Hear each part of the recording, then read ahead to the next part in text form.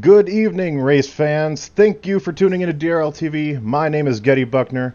I'll be joined tonight by Taylor Butcher Benjamin, and it will be our pleasure to bring you live action of the DRL Truck Series.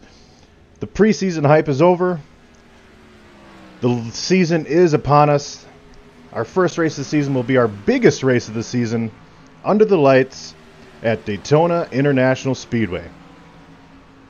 The boldest moves can reap enormous rewards. The smallest mistakes can have catastrophic consequences. This is restrictor plate racing at its finest. We will see a lot of new names, a lot of new faces, and we'll see a lot of new driving styles here tonight.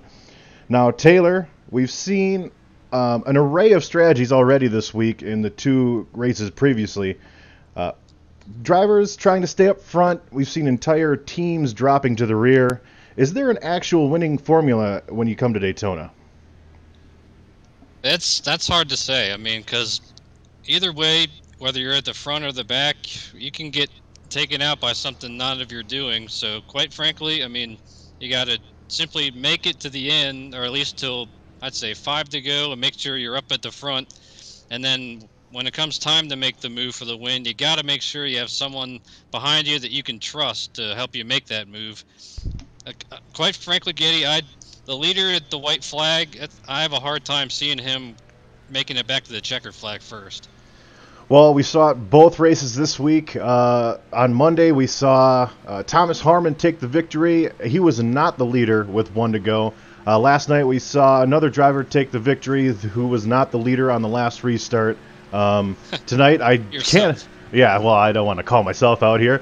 I can't imagine tonight being any different, and we've seen it really. The only anomaly we actually saw probably was in the real Daytona 500 was, Denny Hamlin winning. He was the control car, and he actually was able to take it home. But that was only because there was 3 or 4 decent racing vehicles left that didn't have any damage. Hopefully tonight isn't that. We don't have that same thing happen. But looking here, we've got about 8 minutes before qualifying starts. Qualifying will be hot lap qualifying.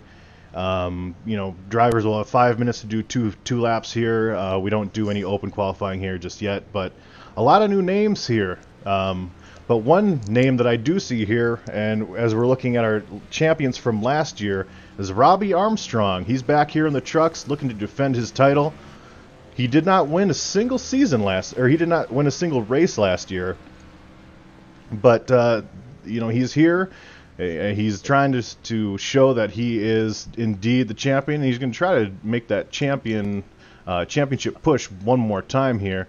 Hopefully we can get an interview here with Robbie Armstrong in just a second. Yeah, over this offseason, he's been very adamant that he wants to win. As much as that he enjoys being the champion from last year, he wants to get the victory lane and prove that the championship last year was no fluke. No, not a fluke at all. Robbie Armstrong, this is the booth here for DRL TV. Do you got a copy, sir? Robbie Armstrong, do you have a copy? We'll try to get back to Robbie here a little bit later. I'm sure he stepped away from the mic here. Another guy that we could probably try to pull in, if I can find him here, is Daniel Holloway.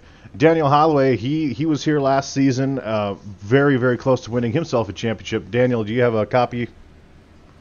I sure do.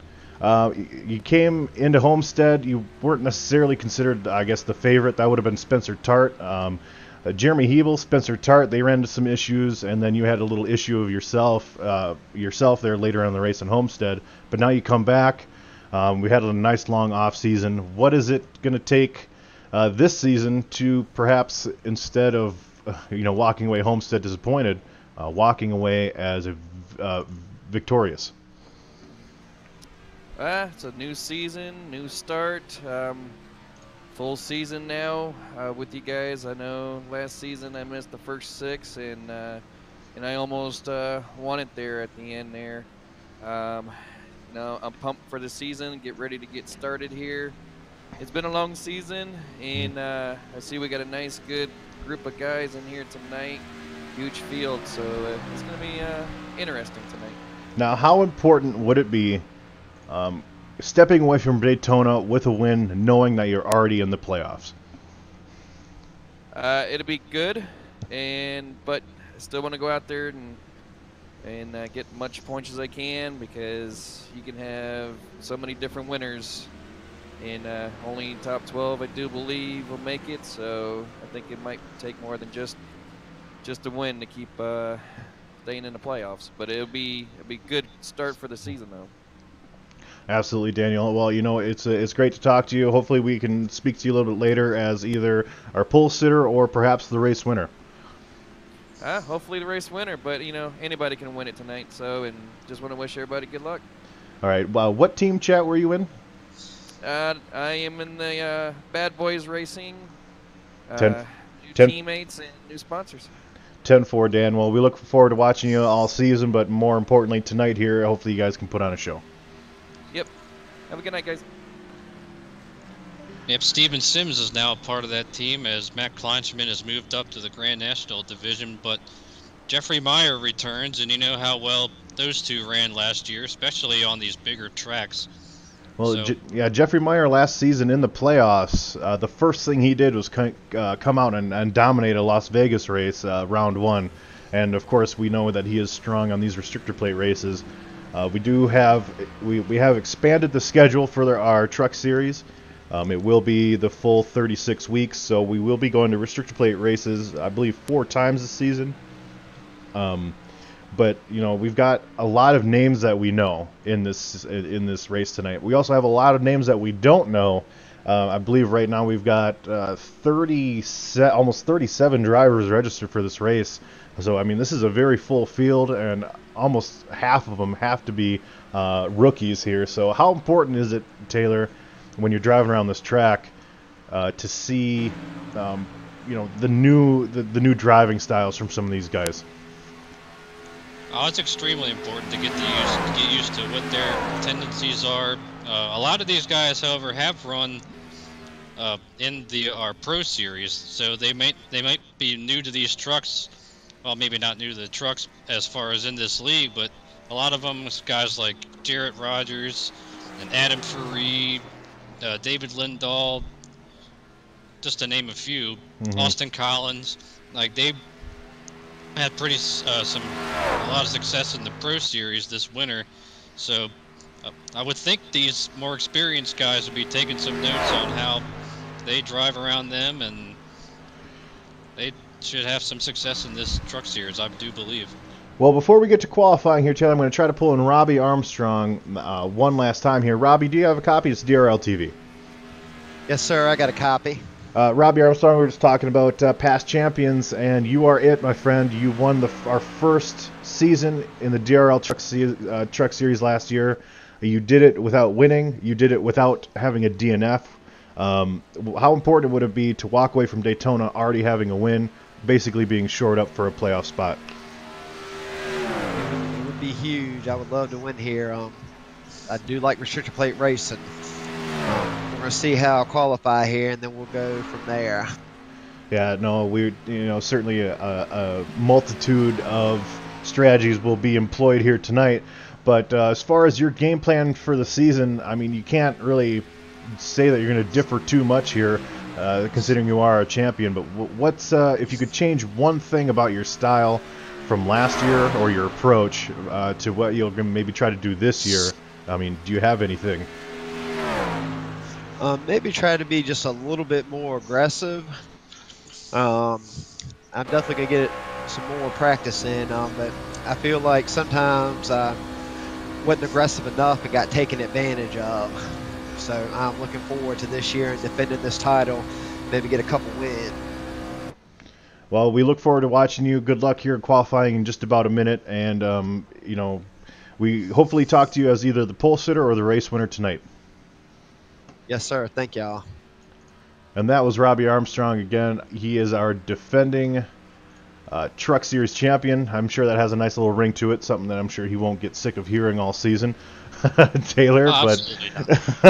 But with 30 seconds left here before we qualify, is there any names that stick out to you that perhaps you could see as a favorite to maybe take a pole position here tonight? Yeah, kind of hard to say because I mean, like you said, anybody can really hold it wide open, and if you run the proper line, you know, start up front. But I guess I'm gonna pick Jeffrey Meyer to win the pole. Jeffrey Meyer to win the pole. That's, yeah, okay, you know, with restricted play racing, the difference between first and 10th could be, you know, 0.002 of a second. So certainly you are correct in that one. But as these guys get ready to come out here, we have very favorable weather conditions. Somewhere mid 60 degrees here, track temp and ambient temperature. So they're going to be the trucks are going to be very, very fast tonight. The action is probably going to be pretty. I mean, with how many trucks that we have here, there's going to be no shortage of action anywhere on the track, even if you do drop back. One thing that we saw last night in the Grand National race that we had so many people drop back to the rear that's actually where all the chaos was at the beginning of the race. So that's something that something that these guys do have to be mindful of. Right now, we're going to watch Jeremy Hebel go on track. Actually, he is sitting on pit road right now. We will watch Matt LeBlanc take his first laps here as a DRL Truck Series driver. A lot of these names we might recognize from the Winter Series, but here, you know, it's all brand new stuff. The Winter Series doesn't count.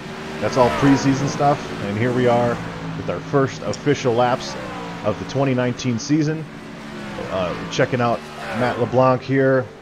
We're going to see a lot of, you know, we consider the Truck Series our feeder series, Taylor, so a lot of lower I ratings. You know, not everyone in here is going to have their A license. Maybe not everyone's going to have their B license even, so it's going to be very interesting to see the wide array of skill from 1st to 37th here.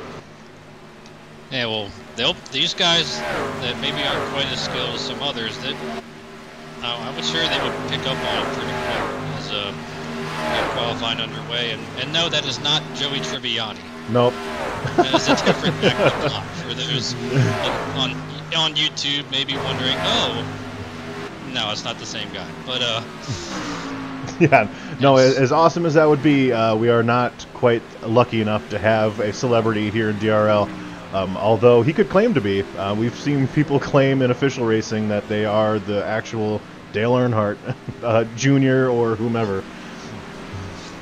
Yeah, I believe I see quite a few guys taking the strategy of running a slow qualifying lap. Brandon Redd among them. Yeah, currently right now, I believe it's PJ O'Leary who has got the fastest time so far.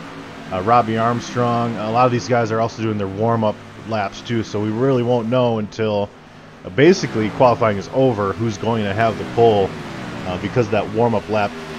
You know, you normally take the strategy of running that high line all the way around. That way you can build up the most speed for your second lap. Yeah, the second lap should be probably about almost a full second faster than the first lap, as we see PJ O'Leary and that Stuart Friesen paint scheme coming to complete his second lap. Robbie Armstrong on the pole for now. Now, one thing that we should make a note of is, yes, these trucks aren't that fast when they're running by themselves.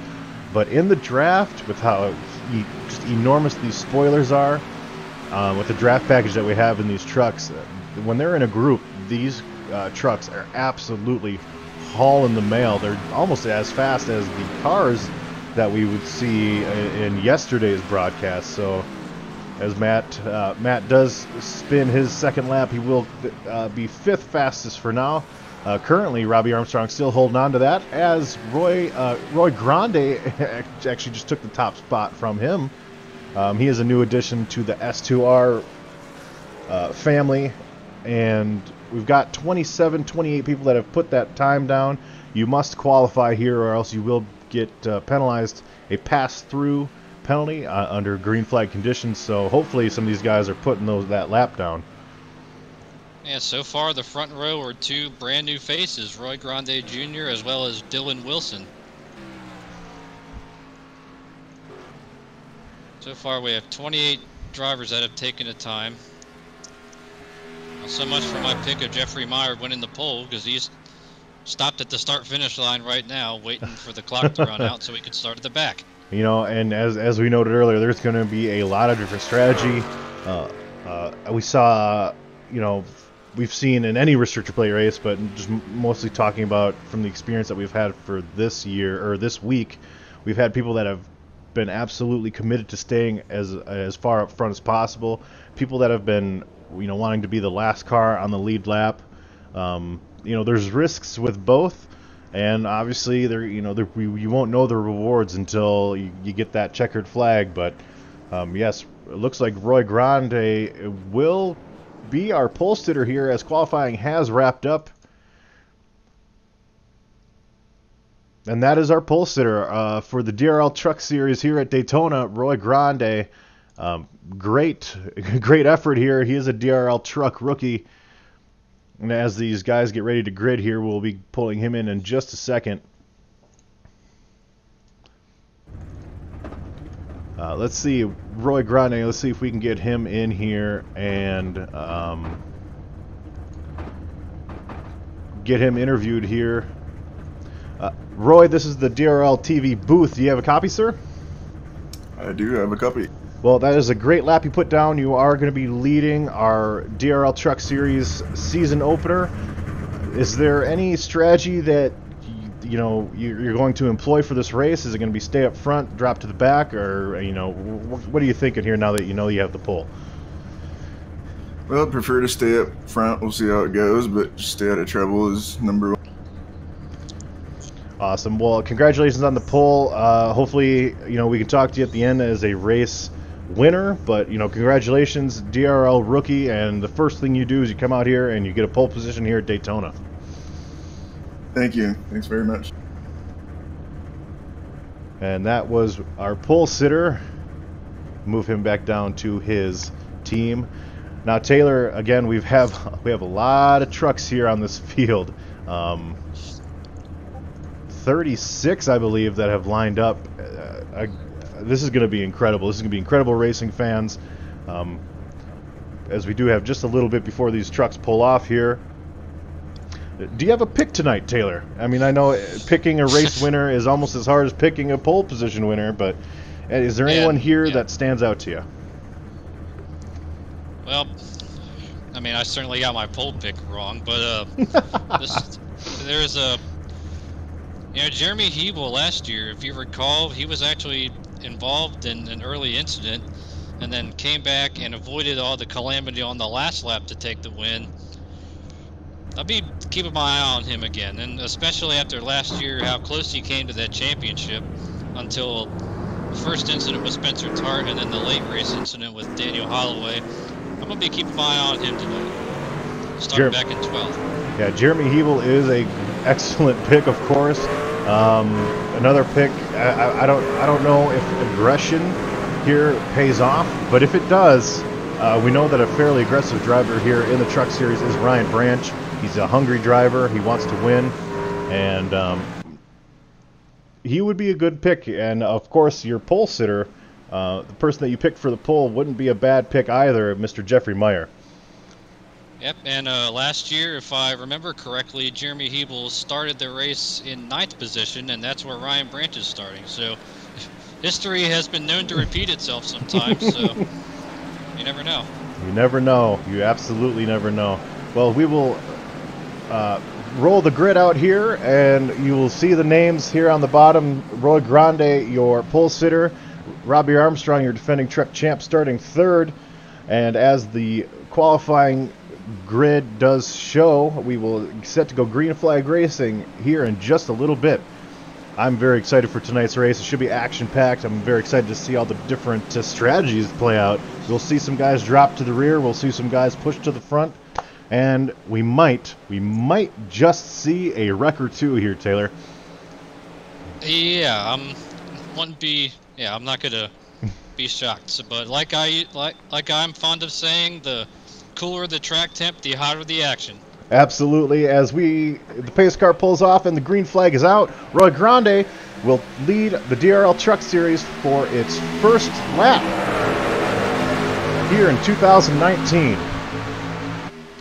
Robbie Robbie Armstrong giving them a very strong push on the inside. That's a good thing about these trucks is that you'll see guys venture up to that high side, even the leader, to try to maintain and block both lanes. As here goes Robbie coming up to that outside lane, and he's going to move up in front of Dylan Wilson.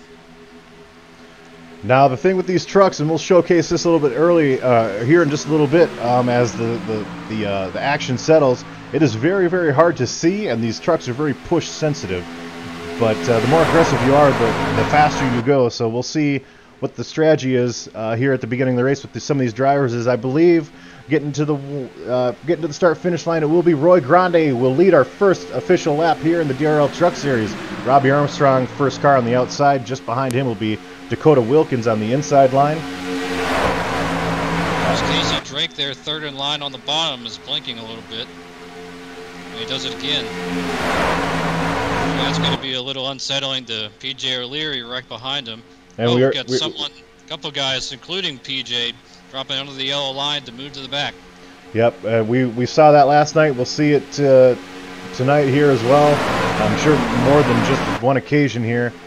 Looking, though, on that inside line, we have Casey Drake, and then there is a little bit of a gap going back to Ryan Branch, riding that driving that red flamed Toyota there. Roy Grande, though, still getting that great push from Dakota Wilkins. One thing we will see, though, especially after a few laps of green flag racing, we're going to see some guys start to peek out and try to get their engine some air. As we'll ride on board with Dakota Wilkins here right now, and you can see what he sees.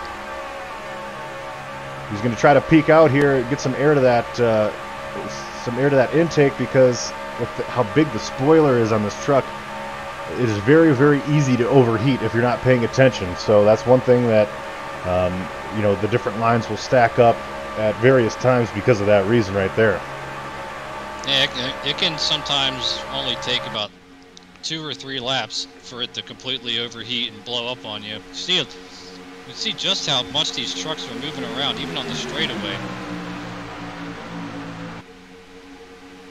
Some of it.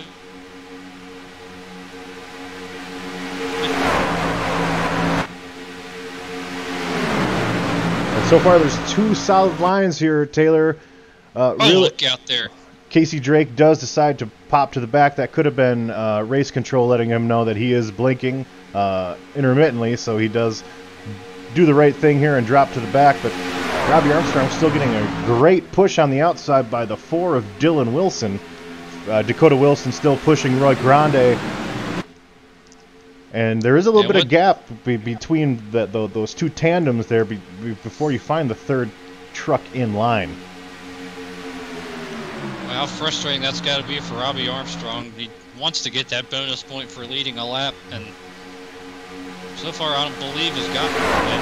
He's been right side by side with Roy Grande at the stripe each time. And you can see the 4 does separate from his back bumper just a little bit, possibly trying to get some air here. But if you're Jeremy Hebel right now, let's ride on board with Jeremy Hebel, and this is what he sees, ladies and gentlemen. He's in the middle of the swarm right now. If anything, he'd like to get up to his teammate Dakota Wilkins, although he's got some ground to make up if he's going to do that. And one thing you can notice here from Jeremy Hebel's cockpit view, if there's an incident ahead of him, he is not going to be able to see it, because these trucks do not offer a great view to the action in front of you. Yeah, but if you are going to try to miss a wreck, it is better to be on the bottom, because you have the whole apron and some grass. But it's a lot better to hang a left and miss the wreck that way. A little bit of movement there in the back of the pack between the 82 of Derek Pemberton and the 21 of Richard Springer. Richard Springer, he is a new addition to the Truck Series. Last season he was in the Grand National Series, so he has decided to drop down and enjoy the Truck Series here this season. I believe Robbie Armstrong will... Oh, just there at the end, he does not. Quite. Yep, just that little...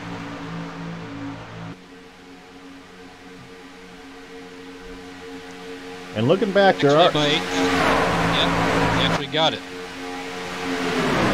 There are... a decent amount of drivers that did end up dropping to the rear here. Right now we have the top 19 drivers 1.5 seconds apart. And then the rest of the pack, led by PJ O'Leary, is about 5 seconds back. Yeah, and we're looking here with the last group here that does include Daniel Holloway, Jarrett Rogers, Steven Sims.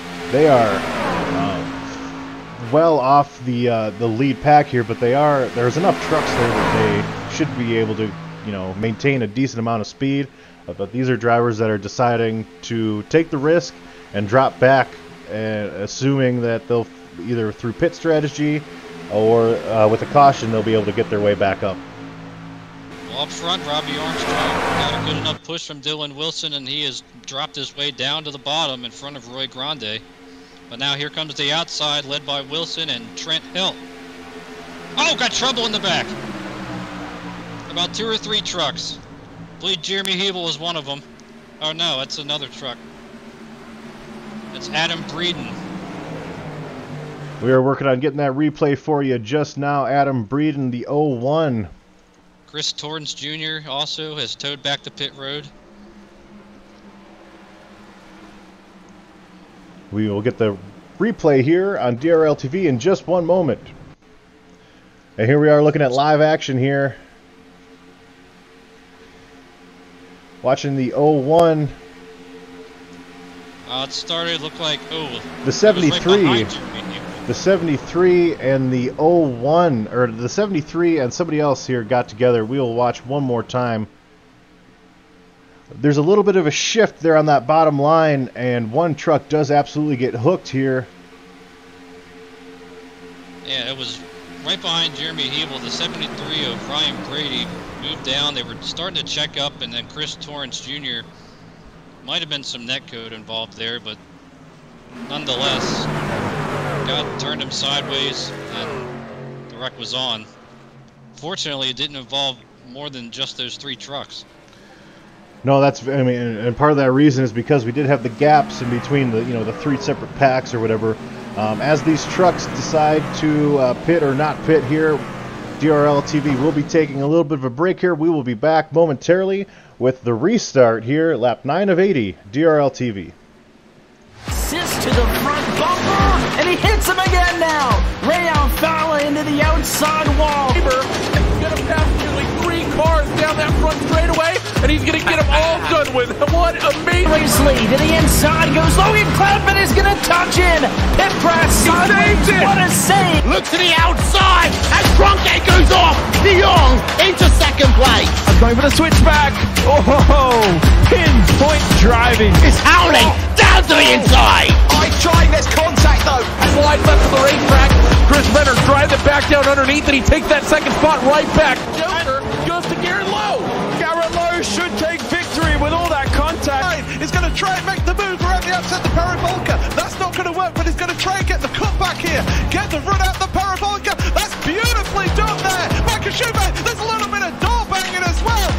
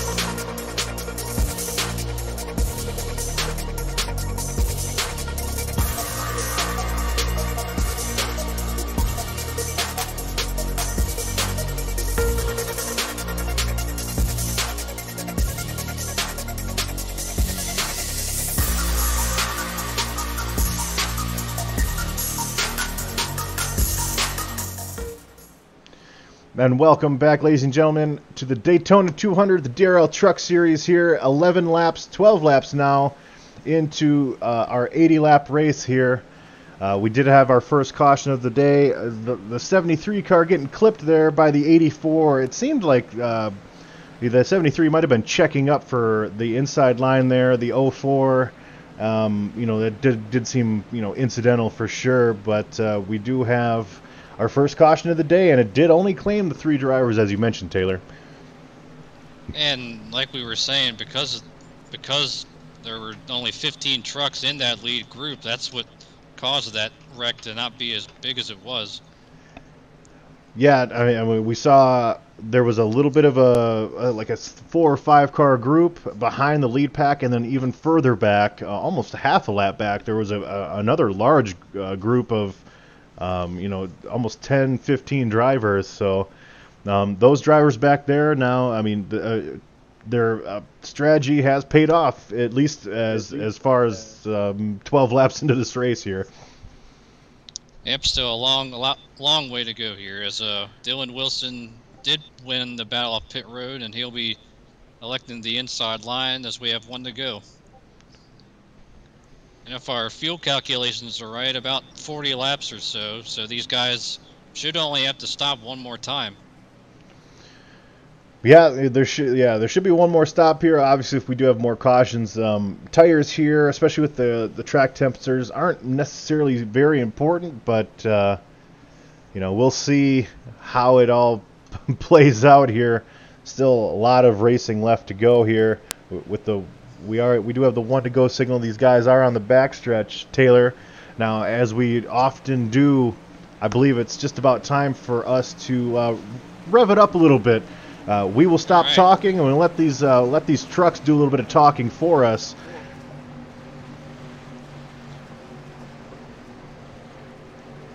Pace car is rounding 3 and 4 here. Robbie Armstrong, Dylan Wilson, Trent Helt, Matt LeBlanc, Roy Grande are your top 5.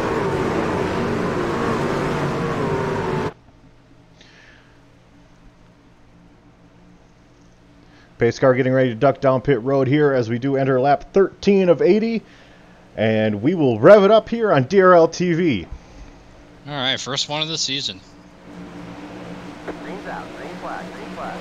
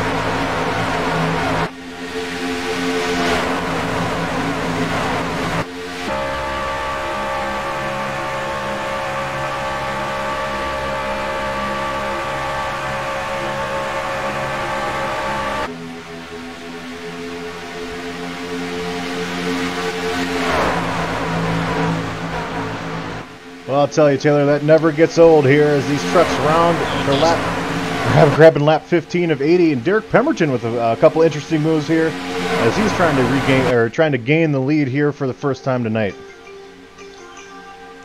Yeah, he made a nice move in front of Dylan Wilson down the backstretch. One thing I should note, PJ O'Leary had an extended stay on pit road, and he was not able to reach the back of the field before they went green, so right now he's running all by himself, about 16 seconds back of the lead group.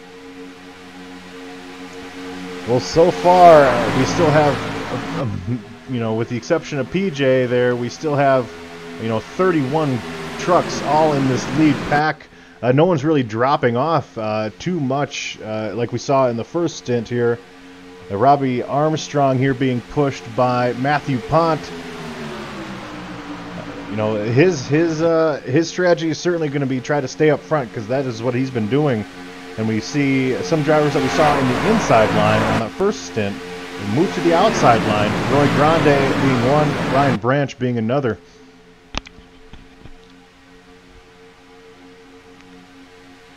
We'll ride on board with Ryan Branch here as he's looking at the back of Roy Grande's 77 Chevy here. Looking inside at the 09 of Trent Held, another S2R teammate of Roy Grande.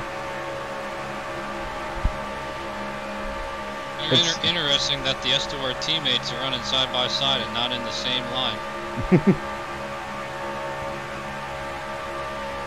Robbie Armstrong continues to stay up on the outside. He must like Matthew Ponte helping him, because although here comes Matthew Ponte underneath him. Yeah, Matthew Ponte, you know, you can only follow so long before heat becomes an issue. He was behind him about 3 laps though, and yeah, that's about as long as we mentioned before the temperature goes high enough that you have to drop out behind that truck, and he's put himself out front. That's the best way to get clean air, is to be out front. And as we are still riding on board with Ryan Branch, you can see there's just still a lot of movement on those lines, but you know, nothing crazy. Just a lot of you know, side-by-side action. Probably drivers maybe, you know, attempting to be able to see over that large spoiler of the truck in front of them, as we still have several drivers in that lead pack. They're a little bit of a single file line just behind them here. Very, very interesting to see how many. Ooh. Very good move there by Pont, trying to block Derek Pemberton, but Pemberton will not be denied as he is trying to use that high side as well, the same way that Robbie Armstrong did, to try to get him some laps led here. Well, you saw Ponte almost got stuck in the middle, but he was able to get down what it was just before. And that's the last place you want to be, is stuck in the middle. As Derek Pemberton leads that lap, that's the 5th different driver to lead a lap tonight so far in 18 laps. That certainly will not be the last lead change that we see here tonight, that is for sure. Very interesting, as something that we saw in the first stint as well. That third truck in line is definitely, you know, keeping a sizable gap versus, you know, the person in second does have to push that leader in order to maintain speed. But both trucks there on that third lane, or that third lane in, they're keeping almost a whole truck's length worth of gap between he and the truck in front of him. Well, like we see on these super speedways, you can't really go up and push the pusher. Yeah, no, absolutely. And as soon as that starts happening, that's when we're going to see the issues here. Yeah, that could cause a big time wreck, especially if it's at the front of the field. We still have about 22 drivers still within 2 seconds of each other. So we have the 01 of Adam Breeden, who was involved in that last crash, coming off pit road, rejoined the fray 8 laps down. Yeah, and these drivers, you know, still continue to maintain that 2x2, several trucks deep here. The high line will work, the low line will work, especially in these cold conditions. We've seen single file, especially in the Cup car that we saw on Monday. We saw a lot of single file racing. Tonight, not so much. They have been 2 wide. We haven't seen 3 wide so much yet, but we've seen 2 wide the entire way here. Of course, as I say that now, there's a 4-car single file mini breakaway before you get to the double file behind them. Yeah, the outside line started to fall apart, and Robbie Armstrong was the real loser in that. He was able to fall back in line. And now we got on the outside, that's Matt LeBlanc. Grande jumps up in front of him. Yeah, you can tell that Robbie Armstrong is being very aggressive with trying to stay up front here as he takes Matthew Pomp three wide here for the lead. See how much help he might get. And LeBlanc staying in the middle. Robbie Armstrong, in an effort to stay aggressive and stay near the front, will end up, he could possibly be falling to the back of this whole pack here. Side draft will help him a little bit, but I don't see anyone helping him just yet. They're on that third line. Oh! There we go. Into the wall. How did they all keep from wrecking? The 09, the 3 have extensive damage, though, as we will go look at that replay. Oh, God, there we go. Brent Helt, 27 involved. It's Cody Gatsky. And well, that whole sequence started and entrance to turn 3 and then ends up here in the tri-oval. Oh, and we see the 6 get absolutely turned by the 09, the 27 involved. Our pole sitter, Roy Grande Jr. has some front-end damage, it looks like. We'll go back here and we'll ride on board with the 09 here. We'll try to anyway. Yeah, he was the one that was stuck in the middle when the 89 got up into him, shoved him into Robbie Armstrong. That's what started the whole chain of events. And then guys trying to get sorted out and back in position. That's when he and the 6 got together. We are trying to get this replay to you here, just having slight technical difficulties. We were able to watch both. We were able to see both incidences. It started with that red car there, the 18, I believe it was, on the inside line, came up and pushed another truck into Robbie Armstrong, who had just tried an attempt to stay up front. And then as they were checking up on the backstretch, we saw that huge... It was the 89 of Sean Fitz. That was the first one. Okay, yeah. The 09. He and the 18 look very, very similar. As we will try to look one more time here at that incident out of the 18 cars, trucks rather, viewpoint here. Or not the 18, but the 89. See Matt Vanderkoy smoking heavily. His front end got sheared away. That caution's a big break for PJ O'Leary.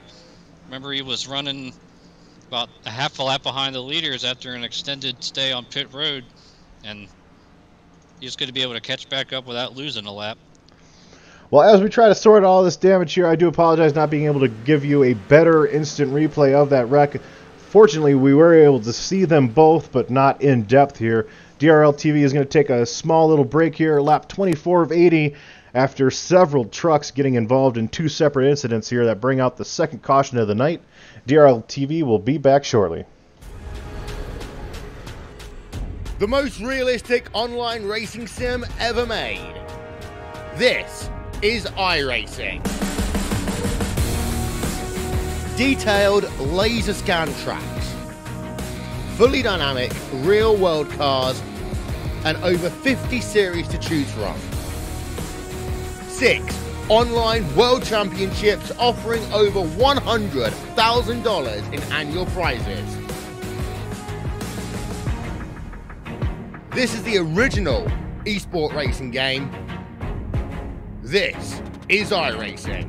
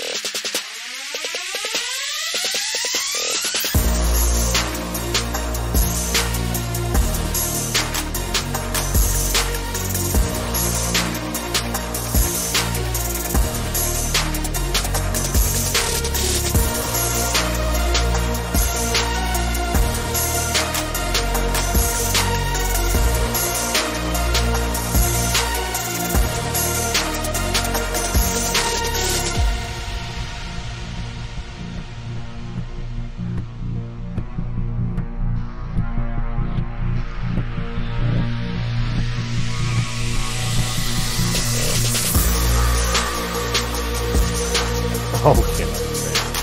Right here. Second. Getting ready to go back live here.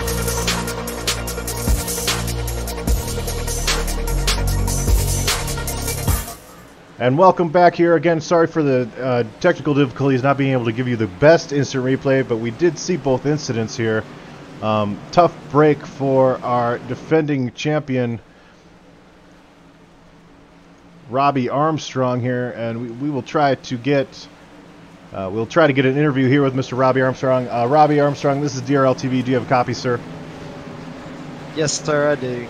Well, just immediately after a failed attempt to try to stay up front, a very great move by you. You just kind of get caught up in a little bit of a situation there, not of your own doing. How much damage do you have, and is your truck still competitive? Yeah, I had 2 minutes. I got about 10 seconds left. I kind of put myself in that spot because I had a big run. When you pulled up in front of me, the speed I had is either lift, get run over from the back, or run into the back end and cause a big wreck. So I just shot it up and tried to stay up in that far outside line. But that's all right. It's not too bad. I'll get back in here. Well, Robbie, good luck to you the rest of the race, and so sorry about your misfortune there. All right, I'm still planning on talking to y'all here in a little bit. That's right. That's right. That's the spirit. That was Robbie Armstrong there, our defending champion. Very unfortunate for him, but of course he's not the only driver that was caught up in that. But as you mentioned, big break for PJ O'Leary. Not a big break for Robbie Armstrong. The 6 of Corey Sherman, the 27 of Gatsky, the 09 of Trent Helt, who was involved in both of those incidences there. Very unfortunate there, but we are set to go green here. Lap 26 of 80. Still not within the fuel window just yet here, but Richard Springer, Dakota Wilkins, Derek Pemberton, Matthew Pont, and Dylan Wilson will be our top 5 here as we head to our third restart of the night. And because of we're still not in the fuel window, that's why Richard Springer stayed out on the racetrack and didn't pit at all. Interesting though, I saw Derek Pemberton come down and took left side tires. And we are green once again as the field was not quite together there in the back. We'll see if that affects one of these lines here, as the outside line looks very yeah, that was a mess. Very messy there on this restart. The inside line will have the advantage here as Richard Springer is getting pushed by Derek Pemberton and Casey Drake just behind the 82. I've seen Derek Pemberton be very aggressive with his move. Let's see if he is cleared. Dakota Wilkins. Yep, there he goes. And that leaves Richard Springer and Casey Drake on the inside with Matt LeBlanc in the 94 just behind them, and Pemberton, Dakota Wilkins, Matthew Pont, and the 4 of Dylan Wilson on the outside line. All of a sudden, the outside line has more momentum. And you see the that 72 coming back to pit road with still a considerable amount of damage. Yep, Pemberton leads that lap. While we were talking about Robbie Armstrong, we saw he and Ryan Branch, they're going to be left behind this pack as well. They were entering turn 3 when the field took the restart, so they're going to need another quick caution to, 1, get their trucks repaired even more, and 2, to catch back up to the back of the field. Yeah, we can see there are drivers here that have been in pit road. The 6 of Corey Sherman, the 25 of Craig Meyer. They've been on pit road for an extensive amount of time here. As we see, there's about eight cars side by side, and behind them, very much single file. This might be that part of the race here where we see people kind of take it easy, as we still have several laps to go here, 50 to be exact, before the end of this race. Yeah, that's not a bad idea at this point. One truck that we do see there tucked on the inside line near the rear of this is David Wellborn, our fellow broadcaster, broadcast Tuesday nights. He has moved to the Truck Series this season, and he is right there, just within sniffing distance of the lead.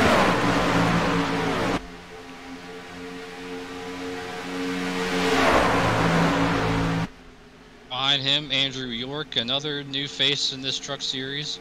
And Daniel Holloway,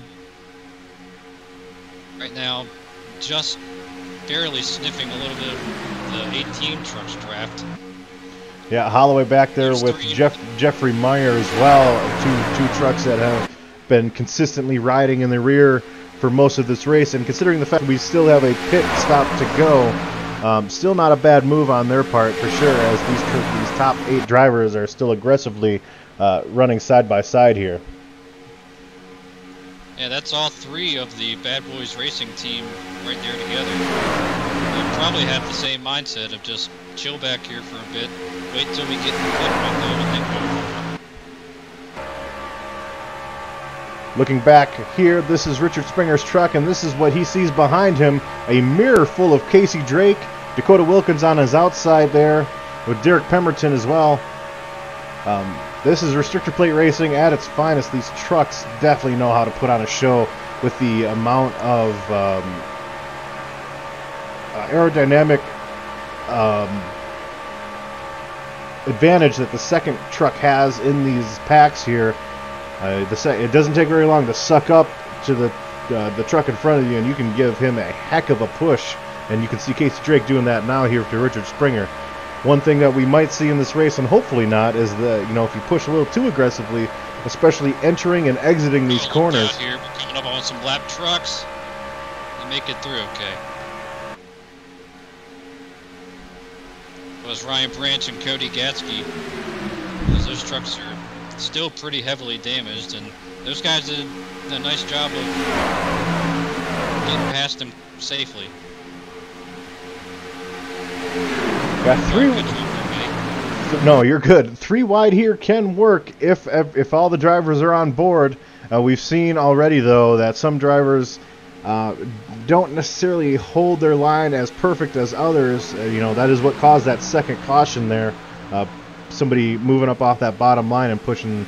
Can't remember exactly what truck it was that got pushed into Robbie Armstrong. I believe it was the 09. 3 wide here, I mean, it is fine, but everybody's just got to mind their manners and hold a pretty wheel. And when they don't, you see the result. But Pemberton gets a nice show from Dakota Wilkins and takes over the top spot again. And up on another couple of slower trucks. Storins Jr. and Adam Breeden. Ooh, Pemberton, try to put the block on. Ooh, a little bit of wiggle there from Pemberton. That was close. That was a risky move to do, especially when these lead packer trucks were catching these slower trucks as well. But they all got away with it. Yeah, they all get away with it for now here, as the lead. See the rear bumper of Derek Pemberton with some scrape marks on it. Well, that's what happens when you block fairly aggressively here. Now, going back here to that back pack, led by Adam Faree, Terrence Sine, Jeremy Hebel. They're all single file, just about 7 trucks deep. This is basically the last pack here of competitive trucks that are trying to stay in the back and ride this thing out here, as we are on looking at these drivers right now. I don't see any trucks in that group there that have damage, so they're still good, but they don't want to lose too much ground to the leaders just in case this thing does go green. Yeah, no, they don't. The lead pack also just passed Robbie Armstrong and Roy Grande Jr. to put those 2 a lap down. Still I'm going to be curious here as we approach halfway if these guys are going to run out until they have to stop, or if once they get in their fuel window, if they just decide to pit and get it over with then. Well, if I were a betting man, I would definitely wait until the last possible moment, because the longer you wait, the less fuel you have to put in for the end, which means less seconds on pit road. So, but there are several different trucks up here with different strategies. So let's say Richard Springer has to pit all of a sudden. He's going to have to at least make it so that he pits with somebody else, or else he will be one of these trucks that just got lapped, just like Robbie Armstrong. Well, and we know he was the only truck that didn't pit during the caution, so he has about 10 laps less. He has about 10 laps less of fuel than these guys do. Yeah, and considering he is, right now he is the leader, he is not able to save any fuel either because he is running flat out. Oh, look out there. I think Ponte made an erratic move there. Yeah, but he does get shuffled to the rear of this pack here. That is 3 wide. No issues there. Pemberton and Springer are leading that group now. Springer gets the credit for that lap led. Dakota Wilkins and Casey Drake, who has basically been able to stay within the top 5 this whole race here, at least these last 2 restarts. And David Lindahl behind them does round out your top 5 with Dylan Wilson, Matt LeBlanc, Matthew Pont now in 8th. David Lindahl in that UPS truck. He moved. Yeah, he started back in 23rd and has moved his way up to 6th. Sean Fitz started back in 26th and has moved his way up to 9th. And the leader and the top 2 actually, Richard Springer and Derek Pemberton, started 17th and 20th respectively, and here they are up in the front. Yeah, this lead pack is 12 trucks strong now, all going single file here. We'll see how long that lasts. It looks like Casey Drake maybe trying to peek out here. Not exactly sure if he will or won't, but we do know we've got 12 trucks here, just about all in line. 3 behind them, and that does include the truck of Daniel Holloway and Jeffrey Meyer.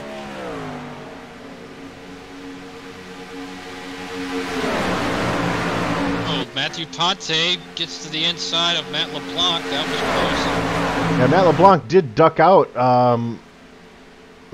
rather quickly for some reason. I'm not sure if he wants to drop to the back or if he was trying to make a move, hoping that people would come with him. Ooh, he does get just in line there.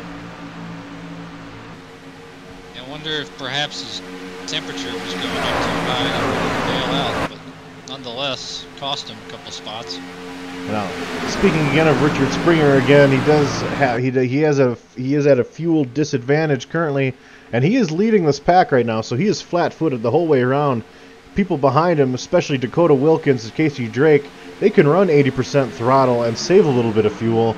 Richard Springer cannot, and if he wants to, try to attempt to save a little bit of fuel, being the leader is not how you do it.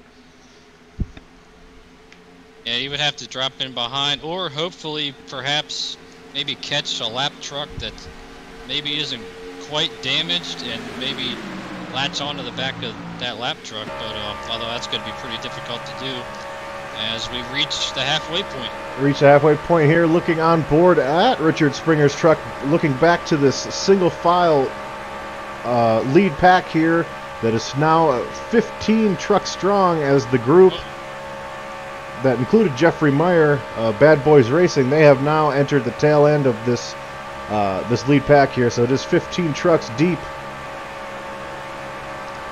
PJ O'Leary, he lost the draft once again, and this time he's going to pay for it as he gets lapped. That's very interesting because it doesn't appear that he has too much damage there. It's just kind of a strategy thing gone wrong. Looks perfectly clean to me.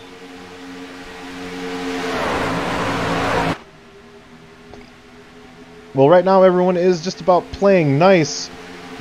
Whether that lasts much longer remains to be seen.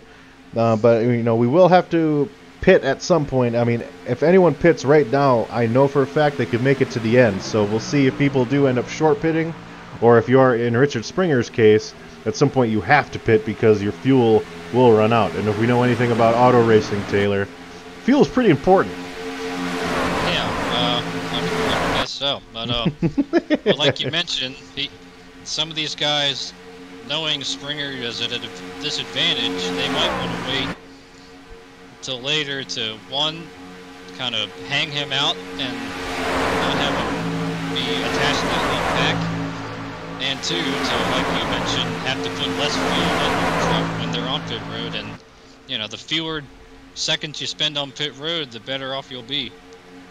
And looking at the second group here, behind the leaders, that does include Holloway, Jeffrey Meyer, and PJ O'Leary. I believe that is the 79 of Steven Sims driving that Oreo truck there. They have kind of broken away a little bit of that lead pack that is led by Matt LeBlanc. And we have one more pack that's about 13 seconds back of the leaders, led by Austin Collins. About 16 through 22nd are those guys, and we have 22 trucks on the lead lap. Yeah, and we've seen this group. You know, this is something that they did earlier in the race. They dropped way back here, and it does include a couple trucks that have a little bit of damage. Talking about the one of Jeremy Hebel. Not significant. That's enough damage that if you're out on your own, there's going to be a speed difference.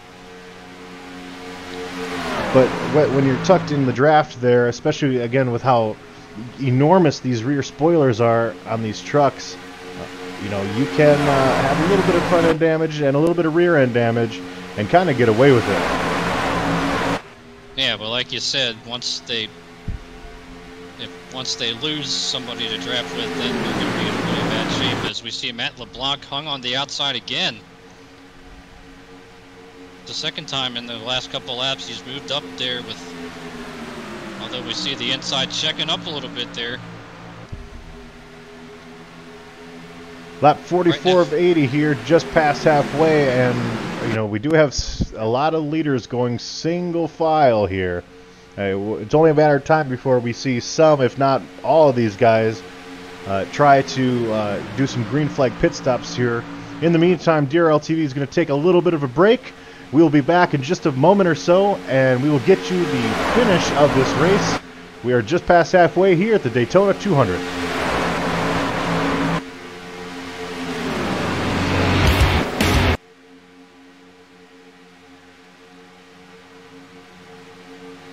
I've proven to be terrible as far as picking drivers tonight.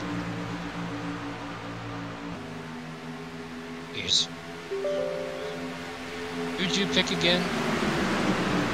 Did you pick Meyer? Oh, Ryan Branch. Oh shit, Branch is a lap down.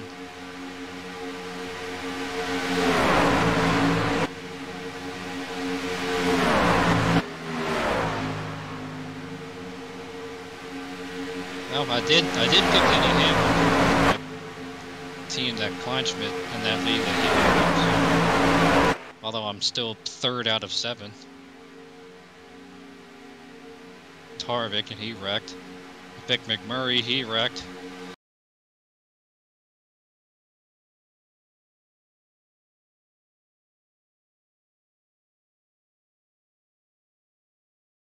Assist to the front bumper, and he hits him again now. Rayon Fowler into the outside wall. He's gonna pass nearly 3 cars down that front straightaway, and he's gonna get them all done with. What amazing! Race lead to the inside goes Logan Clapman is gonna touch in. Pit press sideways. What a save! Look to the outside as Trunkett goes off. De Jong into second place. I'm going for the switchback. Oh, pinpoint driving. It's howling down to the inside. Trying this contact though. Slide left of the racetrack. Chris Venner drives it back down underneath, and he takes that second spot right back. Joker goes to Garrett Lowe. Garrett Lowe should take victory with all that contact. He's going to try and make the move around the outside the parabolica. That's not going to work, but he's going to try and get the cutback here. Get the run out the parabolica. That's beautifully done there. Michael Schumacher, there's a little bit of door banging as well.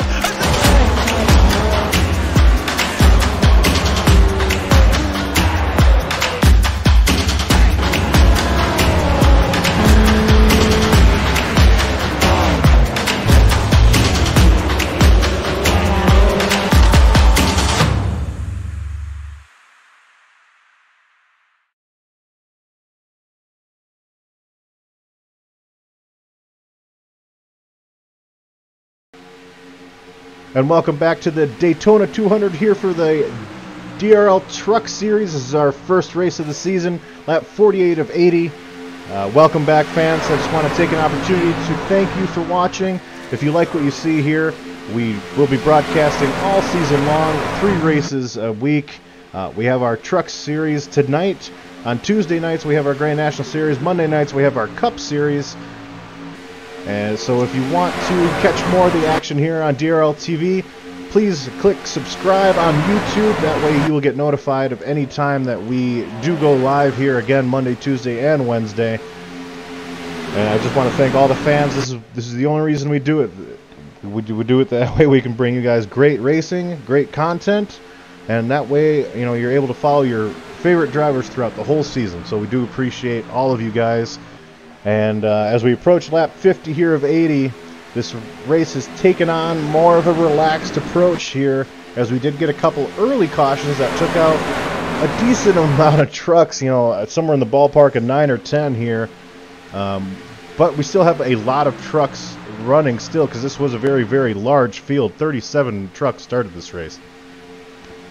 Well, right now, Richard Springer, he is just about at his pit window, because his last stop was about lap 8 or 9, and we're on lap 50 right now, so we should expect him in very shortly. And we'll see who else follows him, if anybody. That'll be the big thing, is who follows him, because everybody is inside their pit window now for this race, you know, to get to the end of this race. Everyone, I believe, needs one more pit stop, but Richard Springer will need the pit stop sooner than the rest of the trucks that he's running with, because he did elect to stay out. Some trucks at the back of the field, looks like the Bad Boys guys. Steven Sims, Jeffrey Meyer, Daniel Holloway. And that's where having teammates pays off, because a 3-truck draft can maintain enough speed here to not, you know, it's not going to be catastrophic to their to their ability to stay up with this lead group here. As you see, Pemberton, I mean, there's not a whole lot of pushing. If the Bad Boys Racing team can be a little bit aggressive on their pushing and make up some, they can actually make up some time here, because this lead pack, I haven't seen contact between 2 trucks here in quite some time. You know, in an effort to gain speed via bump drafting. These guys, you know, they're going to be in communication with each other. At least you'd hope so, as far as when they're pitting. So you don't end up seeing anybody run someone else over, attempting to get to pit road, which is very easy to do. Riding on board here with David Lingvall. He is our 5th place truck here. Again, no positions have changed here in the top 5 in the last 20 laps. As soon as they went single file, the only person who tried to really attempt a move was Matt LeBlanc, and he ended up getting shuffled back not once but twice. So it's a very bold statement by these drivers right now that they're saying, "Hey, ooh, Springer in for pits." And looks like he hasn't gotten anybody else to follow him. Springer will be very, very lonely here. This could be catastrophic for him if he does not catch a caution in the next 5 or 6 laps. Yeah, that really hurts.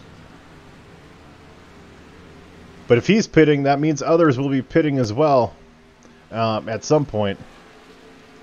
But now a new leader here is Derek Pemberton, as he leads this pack that is about 10 cars deep. 10 trucks deep, rather, sorry. Richard Springer with a 13.4 second pit stop. I believe that is 4 tires and gas.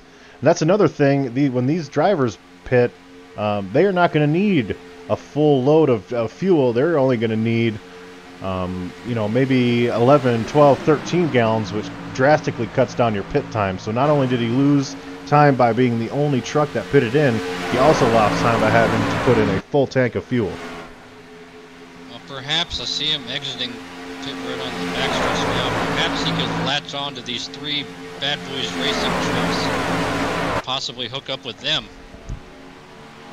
Yeah, he needs something, that's for sure. Yeah, because here comes the pack into turn 3. Those guys are coming off to turn 4, so it won't be long and it doesn't look like he'll be up to speed in time to. He might catch a little whiff, but that's about it. But now the question becomes, when do the rest of these trucks pit? We saw Sean Fitz there kind of duck out of the line there for a little bit, and they actually lost a lot of time. Dylan Wilson trying to push him back up to that lead pack. Otherwise, it's been very uneventful here in this top group. And once we cycle through pit stops, we will get a better idea of, you know, the different packs and what leaders are in a position here to close out this race, assuming it goes caution-free to the end.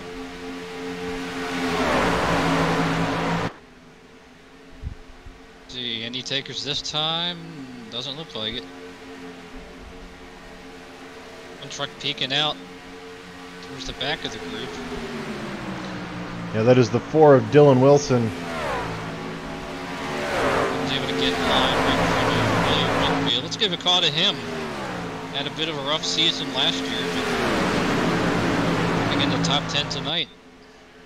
Yeah, I mean, thinking about some of these drivers that they're lapping right now, another thing with this long green flag run that we're having is none of these guys are able to get any more damage fixed. Some of these guys that only had a little bit of damage, such as Robbie Armstrong, like he had enough damage that if he were to be in this lead pack here, he would definitely be able to maintain pace. But right now, because of, you know, fixing damage under that caution and coming out late and not catching the tail end of the pack, you know, he's been lapped twice, I believe. Yeah, he's 2 laps down right now, along with our pole sitter, Roy Grande Jr. And right now, Richard Springer is the tail end of the lead lap, but not for long, as here comes the pack around him. Now what he needs to do is try to find some kind of hole.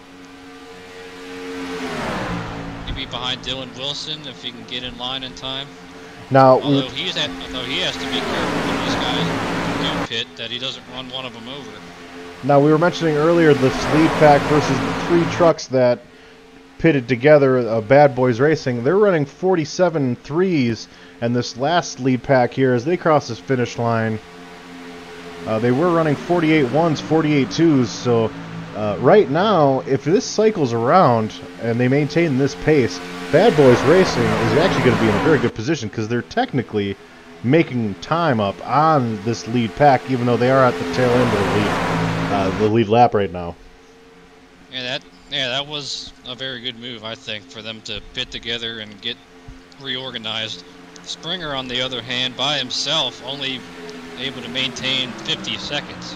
I mean, that's just how much time differential there is when you're hung out all by yourself. Yeah, you see, I mean, Richard Springer has a minimal amount of nose damage, and that was from that Derek Pemberton block earlier in the race.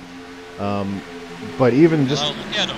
He's making ground up on the high side all by himself. That side draft is very important, and you can tell because Dakota Wilkins is not pushing Derek Pemberton at all. And that does allow Richard Springer to at least maintain right now the lucky dog position should a caution come out. I mean, if anything, he's definitely going to try to be ahead of Pemberton in case a caution comes out, because we know he doesn't have to pit again, and the others do, and he could get the lead back that way. Well, another problem with that is once these guys come in, Richard Springer will again have nobody. Oh, and here we go. Here comes the leaders at down pit road. All but about 2 or 3 of them. First one to stay out is Sean Fitz.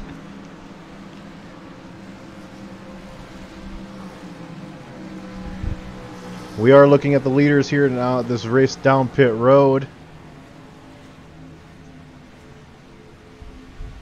So Sean Fitz, William Wingfield, and David Wellborn, along with the lap truck of P.J. O'Leary, those 4 are the only ones not to pit with those lead trucks.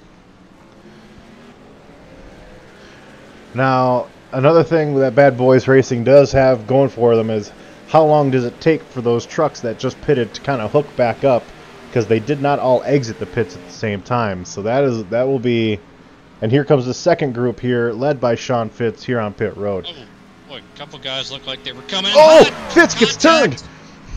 Yep, that's what I was afraid of, and Fitz pays the price for it, and William Wingfield with a lot of front end damage.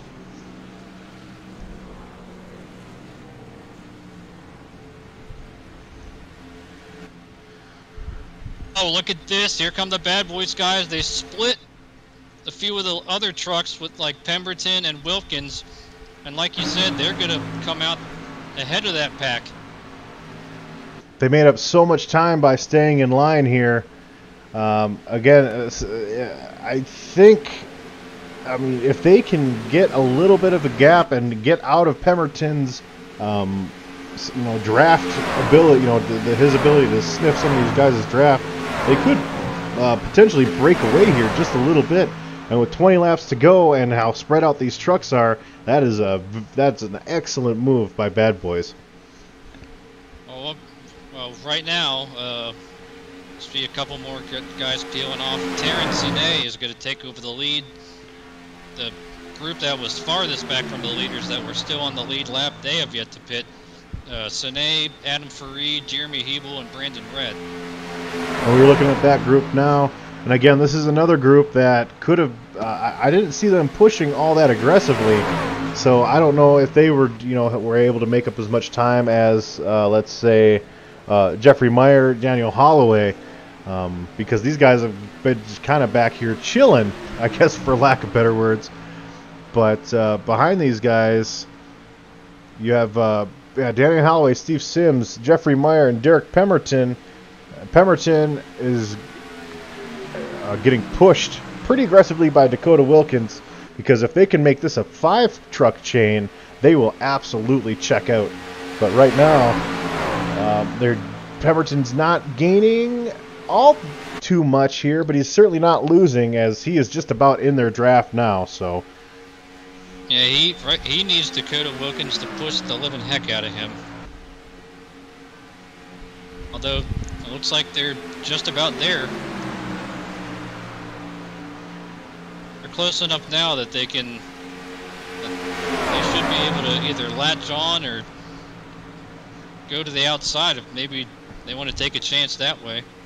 And we talked about the ability of that lead group that first pitted to stay together on pit exit, and Pemberton and Dakota Wilkins were able to. The rest of that lead pack, they pitted. They got left behind. They must have gotten more tires or something, because they are absolutely gone now.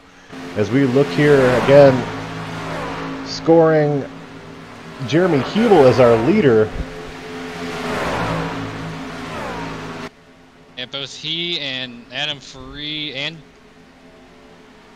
they haven't, and Terrence Sine, those three still have not yet stopped. And Brandon Red, those 4.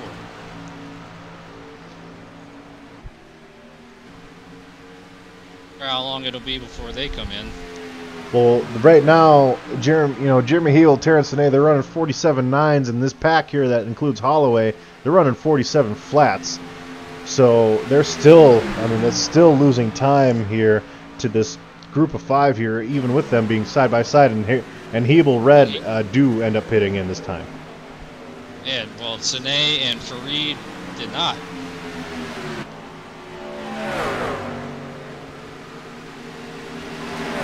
But nonetheless, although we see Derek Pemberton getting the push by Dakota Wilkins, he goes by the 3 Bad Boys trucks. Those 2 are going to reassume the lead once Sine and Farid make their pit stop.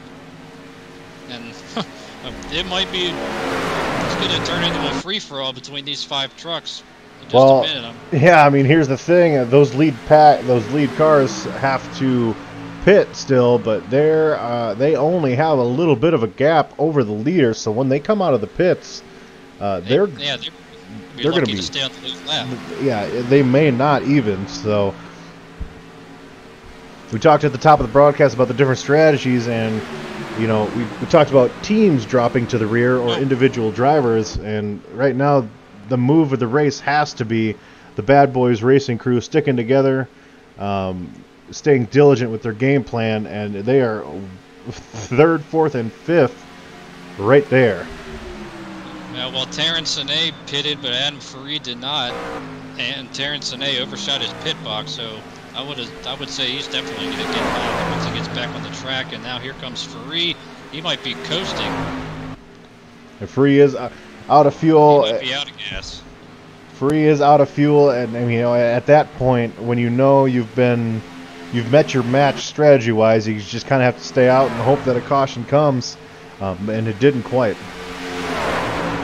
And so these 5 trucks again, they're 9 seconds ahead of everybody else. So I mean, they can afford to race each other. I think they don't necessarily have to ride in line single file up until 3 or 4 to go per se. They can battle it out if that's what they want to do. And right now we are looking at David Wingfield, who is the last car on the lead lap. Just ahead of him, we do have Jeremy Hebel, who is running by himself, and Richard Springer has latched on to the back of Austin Collins and Jarrett Rogers, and they, you know, are almost at 30 seconds back. So a big shift by Richard Springer goes from leading this race to being over half a lap down. Yeah, that was really a killer for him to not have anybody else pit with him. And going back up here now, we have Matt LeBlanc. What's going on here with Terrence and A? He looks really slow. Middle of 3 and 4, coasting. Shouldn't be out of gas. He just stopped. We have another pack here from 8th. Matthew Pont, Dylan Wilson, David Wellborn Jr., and Andrew York. They're currently 8th, 9th, 10th, and 11th here. And looking ahead of them, we have Casey Drake in a 2-truck draft with David Lingval. And yes, I mean, this field is incredibly spread out right now as we are just about approaching 10 to go. Their only hope, with how these trucks are running in line right now, their only hope is for a caution of some sort, as we are looking at Jeffrey Meyer here. We'll go on board with him.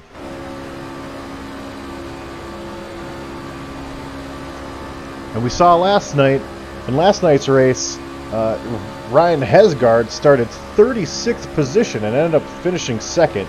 Jeffrey Meyer started 34th and is currently running 5th and in a good position to win this race, along with his teammates here. Yeah, Daniel Holloway starts 33rd, Steven Sims starts 35th. And here they are up in the top 5.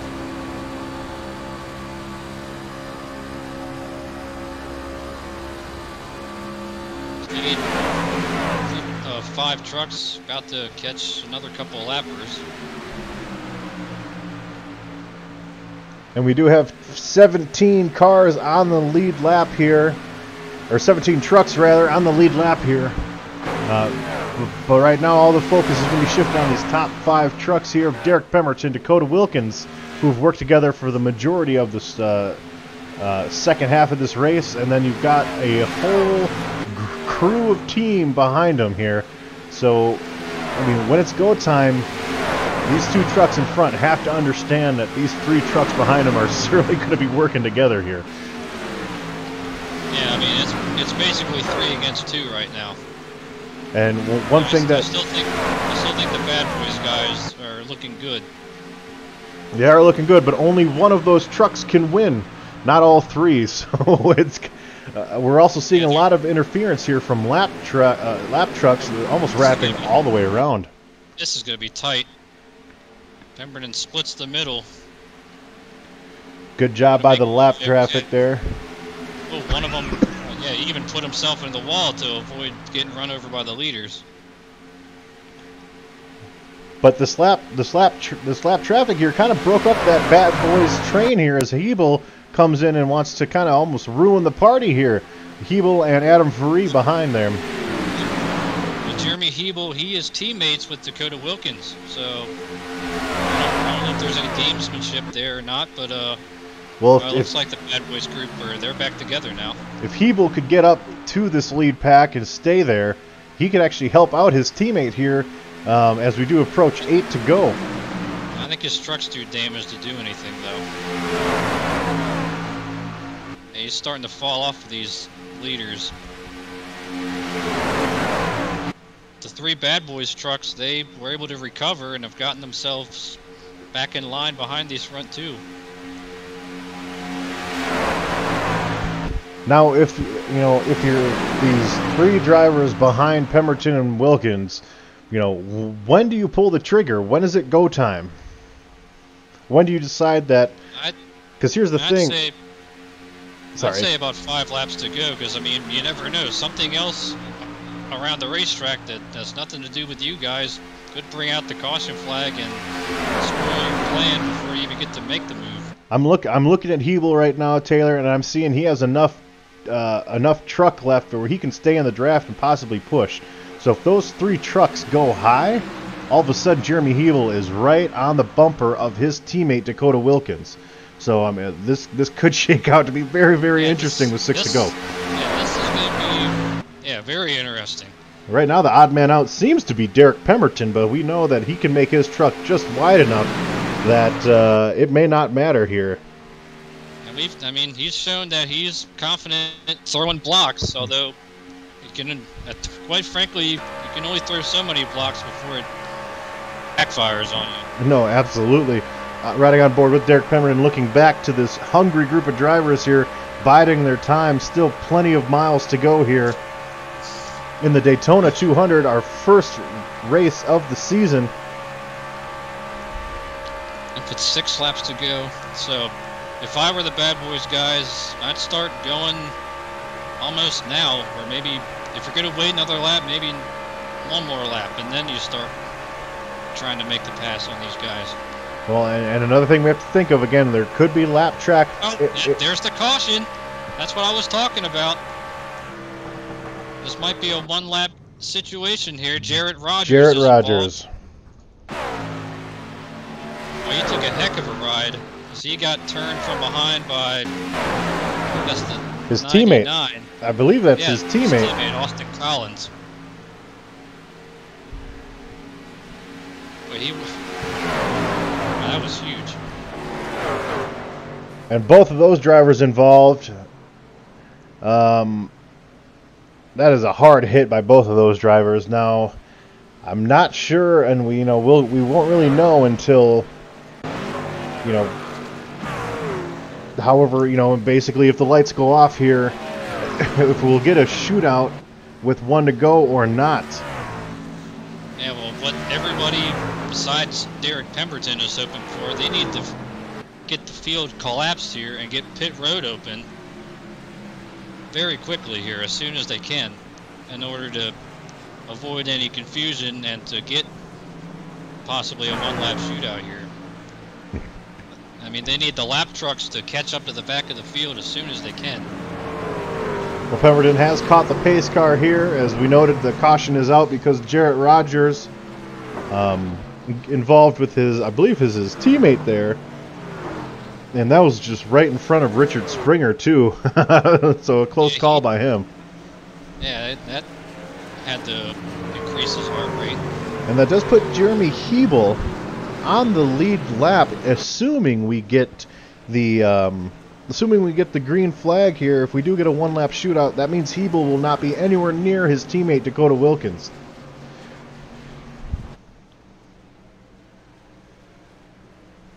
Yeah, well, I mean, he's got to be thinking points, though. Although this is the first race of the season, you got to be thinking points as soon as you get on the racetrack, and this is a big opportunity here, as he is confirmed as the free pass and is getting by the pace car and circling his way back around.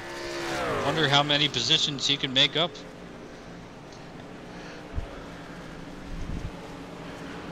Well, while we are pacing here, let's see if we can get, if Derek Pemberton is actually in. He is. We're going to try to see if we can get Derek Pemberton into this, into an interview here. Derek Pemberton, you have a copy? This is DRL TV. Yes, sir, I do. Well, do you know for sure if there will be a restart here? If anything, we're guaranteeing a 1-lap shootout. Well, I mean, you've done your job as far as staying out front. You've made your truck wide at certain points in this race. If this does go green, do you have any idea of what type of strategy you have, whether stay inside, stay outside, who's going to push you and who isn't? Yeah, I kind of think I got a plan being put together here. Where we've had a great truck, had pretty bad qualifying, and we was able to work our way up through the field in that first run. And then since then, I've tried to keep this truck up front, and I think I've done a fairly good job of doing that today. So yeah, I mean, this is going to be interesting to see what's going to happen here as we potentially could have one lap to go. Had a couple good guys behind me most of the evening, so they've been really good at pushing me tonight. So I'm going to try to see if maybe we can try to hook up and at least try to finish this race under green. I don't know really what else there's to say right now. Right. Well, hey, congratulations so far, at least getting laps led and things of that sort. We will see you possibly here in just a couple laps as the race winner. All right. Thank you, guys. And that was Derek Pemberton, currently leading this race here. Not sure again if we will have a one-lap shootout or not, Taylor. But if not, that was a great race and a great effort there by Bad Boys behind them. Right now, currently 3rd, 4th, and 5th. But if so, it's going to be Pemberton and Dakota Wilkins on the front row and Bad Boys on the 2nd row behind them. Yeah, they're going to be split up a little bit. But, yeah, I mean, Pemberton's, like we were talking about, one of the most aggressive driver usually comes out on the good end of these restrictor plate races, and Pemberton's shown that he's willing to be aggressive and has shown that aggression tonight, and it's gotten him to where it's at. But if we do go back to green, I'm concerned he might be a sitting duck. I must say. Yeah, no, that's certainly the case here as we're looking at some of the other drivers here in the top 10. David Wellborn with a great run so far in the top 10. He is 10th. Dylan Wilson, who was in the top 5 for the first half of the race, kind of got shuffled back during that single file run that they had. Casey Drake again, he was another one that was up here for most of the race. He is in 7th. David Lindvall 6th. And Jeffrey Myers 5th. This is the big moment of the race right here. Do the lights go out or not? We will have a shootout here, a one-lap shootout. And Derek Pemberton is electing to take the outside lane. So that gives Dakota Wilkins the inside lane. He will be pushed by Holloway and Jeffrey Meyer. Pemberton will be pushed by Steven Sims and the 88 of David Lingvall on the outside. Now, over-under here, Taylor. Does this reach the start-finish line? I mean, yeah, I think we'll reach the start-finish line, but under green. Under green. Will we make it one lap? Yeah, I'm not so sure all these trucks are going to make it back to the checkers, if that's what you're asking. that is what I'm implying at. Yep. Well, ladies and gentlemen, I'm hoping they do, but I'm not feeling too confident there. This is going to be a crazy ride here as we will keep our attention here to the front of the pack as we will get a one-lap shootout here. Derek Pemberton choosing the outside lane. That could be either the move of the race or that could be the one mistake that he did so far this race is choosing that outside. You just never know. But for our final time tonight, pace car will be ducking down pit road, and we will get a one-lap shootout. The next flag does end this race. There is no NASCAR overtime. And here we go. One lap to go here, Taylor. Oh, he took off a little early. That's going to allow Steven Sims to possibly clear the inside lane. Once he does, he moves down in front of Dakota Wilkins. I think Pemberton might have gotten a little too far out front. Sims looks to the outside, inside. Wilkins down the apron. He's up alongside. Wilkins getting a great push by Holloway. Holloway and Meyer giving the push to Wilkins on the inside. Steven Sims pushing Derek Pemberton. There's a truck. Some contact between Pemberton and Holloway. Leaning on each other. Coming out. Wilkins. Coming Can out he make it to the finish? Coming out of 3 and 4, they are 3 wide. It's going to be a photo finish. It's going to be Wilkins, I believe. Yes, Dakota Wilkins wins the season opener. And they're crashing after the checkered flag. 2 years in a row, FMS Racing wins the season opener at Daytona in the Truck Series. And Holloway with a great third, Steven Sims fourth, Jeffrey Meyer fifth, Casey Drake will get sixth there. A great run there as we will look at that one more time here. Well, Dakota Wilkins went winless all of last year. He can already punch his ticket to the playoffs. We're riding on board with Daniel Holloway here. Entering 3 and 4. Great, gives Wilkins a great shove there. Doesn't allow Pemberton the opportunity to side draft as aggressively as he moves up about half the lane there.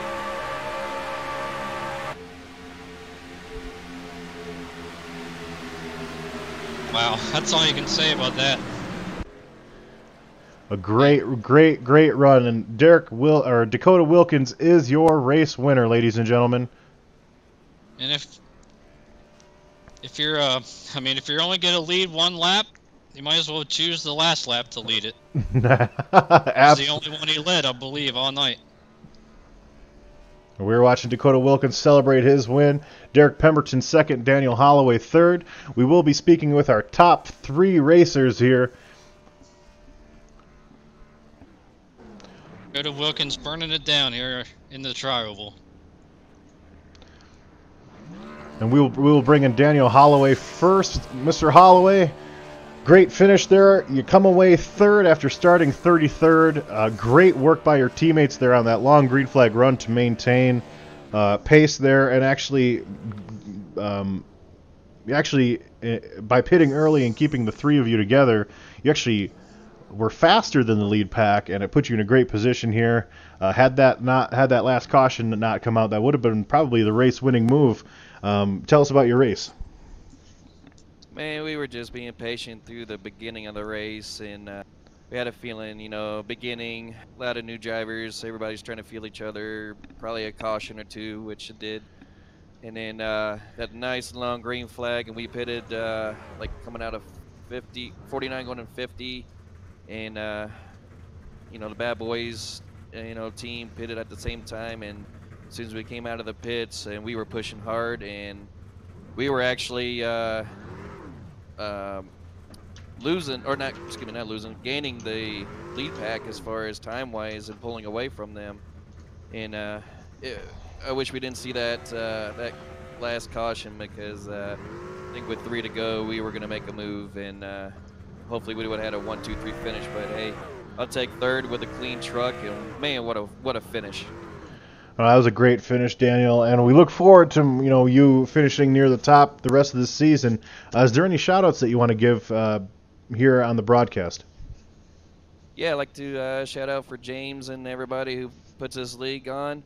DRL Trucks, you guys up in the booth. Bad Boys Racing, OSM team. I just want to thank everybody for watching. Hopefully family members too, fiance. And Ashley, Sarah, and them, and we'll get them next week in Atlanta. Well, great run, Daniel Holloway, and we will see you next week at Hotlanta. Yeah, Hotlanta, I'm ready for it. Great run there, Dan. Great run. That was Daniel Holloway, our third place finisher. We'll speak to Derek Pemberton now. Pardon me. See him here down in De Janeiro Racing. Yeah, we just spoke to Pemberton just before the drop of that green flag. You made your truck as wide as you could, Derek. Was the inside line or the outside line, which choice would you pick now, knowing what you know? Outside lane was still the lane to go. I did right on my restart. I kind of got where I wanted. I just got too far out in front, I think. I made my block to the outside, which was, I believe, still the right move. I continued to block the outside, thinking that we were still going to get the run. I just don't think that the 79 just didn't have the power to keep pushing me up to the front. So the only thing I would have fixed, though, is that I would have got back down to the bottom once I blocked the outside lane, and probably could have Probably could have tried to do it. I don't know if that 44 could have got around me. He did pretty good sticking to my back bumper for most of the evening. So sucks that we couldn't bring it home with the checker flag, but I'm pretty excited to finish in second here tonight. Yeah, you finished second. You lead a ton of laps here. So as far as the points day is concerned, certainly not too much to be sad about. But of course, finishing second isn't always the most exciting, as I'm sure you wanted to finish first. As we approach Atlanta next week, what kind of shout-outs do you want to give tonight? I just got to thank everyone that that has helped me get here. I got to thank my overtake teammates, Adam and Joe and Tyler. Them three, us as a four, we've been through a lot together.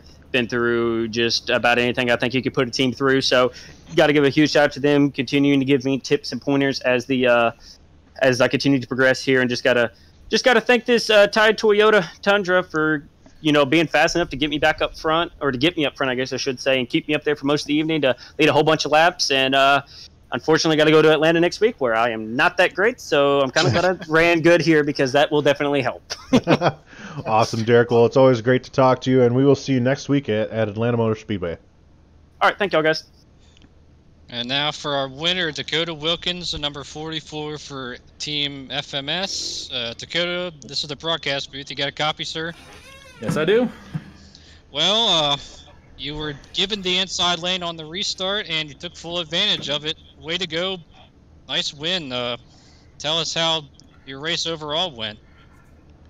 Well, I qualified honestly better than I thought I was going to, because I saw the lap time. I was like, oh, that's going to be mid-pack, and ended up starting fourth. And Jeremy, my teammate, and then Craig and Gary, pseudo teammates, we kind of had a plan of pitting under each caution to make sure we always had enough, take less fuel each time. And that kept me up front. Unfortunately, Jeremy had some issues on pit road, so I thought I was kind of a sitting duck there, because, don't got many friends out there. But the last caution came out, and, the leader, asked about lane choice and said he wanted the outside, and looked behind me. It was my buddy Daniel. So I owe this win to him. If it wasn't for him pushing the hell out of me, I wouldn't be here talking to you.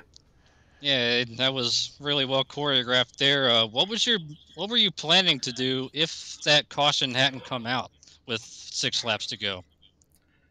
I was thinking of maybe doing a move with 3 to go, 2 to go, but I don't know. It was hard telling with, I know Daniel had his teammate, Jeffrey, behind him, so I had no idea what they were going to do. And so I was just trying to bide my time and play it by ear, I guess. Well, I mean, Getty, what do you got for him? Yeah, no, I mean, you ran up front the whole race. We talked about different strategies. As we entered the broadcast here, the whole teams have been dropping to the back, as we saw the bad boys did tonight, and they did pretty well there. And once you lost your teammate there, it was you kind of latched on to Derek Pemberton, pushing him around. Just a great run overall. What does it do for you getting that win? And knowing that you're basically, assuming that you're, you show up for most of the races and things of that nature, that you're in the playoffs already, you can just go out and do your business the rest of the season. Well, I think Jeremy last year, my teammate, got 3, so I gotta go and get 3 more to beat him. Off to a good start. Yeah, right. But no, I just go out there and hopefully try to get some more wins, but for the most part, just get good runs and help my teammates and pseudo teammates out. Awesome. Well, Dakota, great run. Is there anyone you want to give shout outs to before we let you go? My FMS teammates, Jeremy, Chris, Tom. He didn't make it. He had computer issues, and then the Red Line guys, Gary and Craig. Jay Schaefer, he was supposed to run here last year, but he had health issues, so he never ran. But he actually painted this truck, and it's been good luck for me so far, because I think I did 3 races with it, and I got 2 wins. So I got to thank him. And then, it's your magic luck charm, huh? Yeah, right. And then there's everyone that watches my stream, Andrew, Jessica, Dougie, and my family. They keep me going. Awesome, Dakota. Well, congratulations on winning Daytona, and hopefully we see you next week at Atlanta doing just about the same thing. Yeah, hopefully. Awesome. Well, Dakota, congratulations on your win, and why don't you go enjoy it until next Wednesday, when you have to start all over and try to do it again. Yeah. All right, man. Thanks. All right, and that was Dakota Wilkins, our race winner. What a great race we had here today. Yeah, very entertaining. Kind of expected the finish to be that way too. I mean, it's just I picked Jeremy Hebel to win, but I at least one of his teammates won. So Yeah, right. You did get it right, at least as far as the team goes. Looking at the unofficial results here. Or 1 second. Looking at the unofficial results here, we do have Dakota Wilkins with that 1 lap lead. That was the final lap. Derek Pemberton leading 31. I believe that is the most. He will shore up those points for leading the most laps. Looking back here, Richard Springer with 24 laps led. That unfortunate incident that he had with having to pit early, and he pitted by himself. And back here, we're looking at the rest of the field that were kind of caught up in the unfortunate wrecks that we had. Overall, though, not a bad race, Taylor, and I would say that would be a huge success for week number 1 here as we head to Atlanta. Atlanta will be 65 laps. 65 laps here at Atlanta, Georgia next week. And moving on to our next broadcast, we'll be next Monday at Atlanta in our Cup Series for 162 laps. A huge shout out here. You can see all the names that are involved here in DRL, everything that makes this thing go. A great race tonight, Taylor.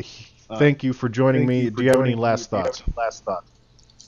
I mean, this race lived up to what I thought it was going to. Some early wrecks, very competitive field, and an exciting finish. And look for more of the same next week. Absolutely. Well, thank you, Taylor. And this has been DRL TV, guys. I appreciate everyone who watched tonight. If you liked what you saw, please click subscribe. Please like the channel. And you will be notified anytime we go live, which will be Monday, Tuesday, and Wednesday. Again, my name is Getty Buckner, here with Taylor Butcher Benjamin, and we will see you next Wednesday here on DRL TV.